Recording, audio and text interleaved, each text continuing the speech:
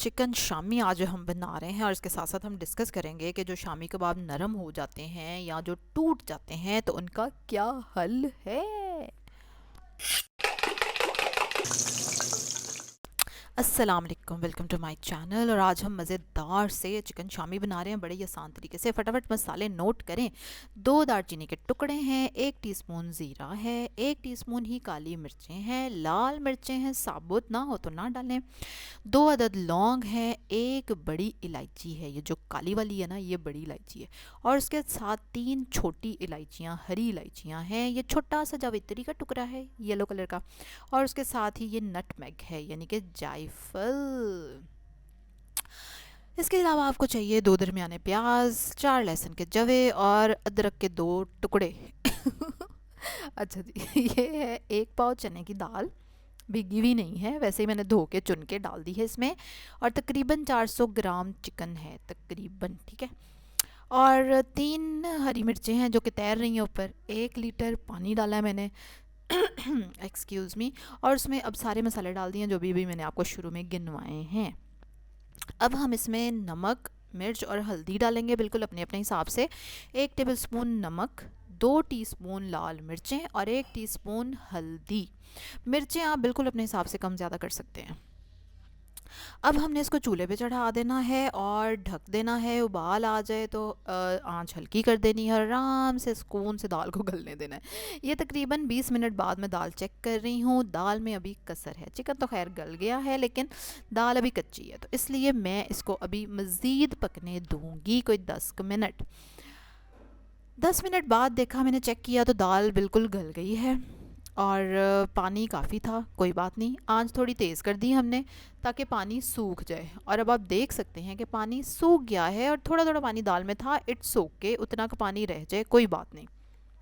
यहाँ पे वीडियो को मैंने इसलिए रोका है क्योंकि ज़्यादा मसला यहीं से स्टार्ट होता है कि पानी बहुत ज़्यादा कभी रह जाता है और उसको सुखाने सुखाने में ना दाल बहुत नरम हो जाती है। अब आपने क्या करना है, पानी बहुत ज़्यादा है ना तो आपने आंच तेज़ कर देनी है, उस दौरान चम्मच नहीं चलाना, ठीक है। आंच तेज़ पे उसको पानी को खुश्क होने देना है आराम से, चम्मच नहीं चलाना, ठीक है, ताकि दाल मत टूटे, वो और ही पतला पतला पानी ना बने, दाल खड़ी खड़ी रहे, इसलिए चम्मच नहीं चलाना। इस चीज़ को याद रखना है आपने। नंबर 2, कि अगर फिर भी आपको लगे ना कि दाल बहुत ही ज़्यादा नरम हो गई है तो आपने क्या करना है, आपने उस दाल को किसी खुले बर्तन में निकाल देना है और उसको ठंडा होने देना है। और बहुत गर्मी जब होती है ना तो फिर बेशक आप उसको पंखे के नीचे रख दें, सर्दी में तो खैर वो बाहर ठंडा हो जाएगा, पंखे के नीचे रख दें ताकि वो पानी पानी उसका खुश्क हो जाए जल्दी अगर कबाब बनाने हो, वरना आप उसको वैसे भी ठंडा होने दे सकते हैं। ठंडा होने से भी दाल सख्त हो जाती है और उसमें जो पानी पानी बच जाता है ना वो खुश्क हो जाता है, तो तब भी आपके लिए थोड़ा सा उसको मैनेज करना आसान हो जाएगा, ठीक है। अब मैंने अपनी तरफ से तो बता दिया, इसके अलावा भी कोई मसला हो तो ज़रूर आपने नीचे बताना है, चम्मच नहीं चलाना, ठीक है। और फिर भी अगर पतली लगे दाल तो उसको खुश्क होने देना, सूखने देना उसको, फिर बाद में उसके अगले स्टेप करने हैं। चलें जी, अब हम रेसिपी कंटिन्यू करते हैं। मैंने चिकन को बोनलेस कर लिया है, हड्डियाँ निकाल ली हैं और मोटा मोटा मसाला भी निकाल लिया, जैसे वो दालचीनी थी ना तो वो मैंने निकाल ली है, और मैंने सबको चट्टू में डाल के जो मैंने अभी आपको दिखाया अच्छी तरह पीस लिया है। अब हम इसमें मज़ीद कुछ मसाले डालेंगे जो कि डलते हैं शामी कबाब में। उसमें है 1 दरमियाना प्याज चॉप किया हुआ छोटा छोटा, फिर हरी मिर्चें हैं 3 अदद छोटी छोटी चॉप की हुई, नमक मैंने मसाले को चखा है तो मुझे कम लगा इसलिए मैंने नमक और डाल दिया है। इसके साथ जाएगा इसमें 1 अदद अंडा और हरा धनिया 2 टेबलस्पून है, आप 4 भी डाल सकते हैं अगर हो तो, मेरे पास इतना ही अवेलेबल था खैर। अच्छा, इसको डाल देंगे, कुछ लोग पुदीना भी पसंद करते हैं तो डाल सकते हैं वो। उसको मिक्स किया और उसके मज़े के शामी कबाब क्या ज़बरदस्त लग रहे हैं। अब इनको बारी है तलने की और अभी दूसरा ट्रिकी पार्ट आता है, ठीक है। अच्छा, एक तो कम ऑयल में आप इसको फ्राई करेंगे, नंबर 1, ठीक है, डीप फ्राई नहीं करेंगे, कम ऑयल में रखना है आपने। और चूल्हे पे चढ़ाने के बाद डालने के बाद आपने इसको टच नहीं करना, डोंट टच इट।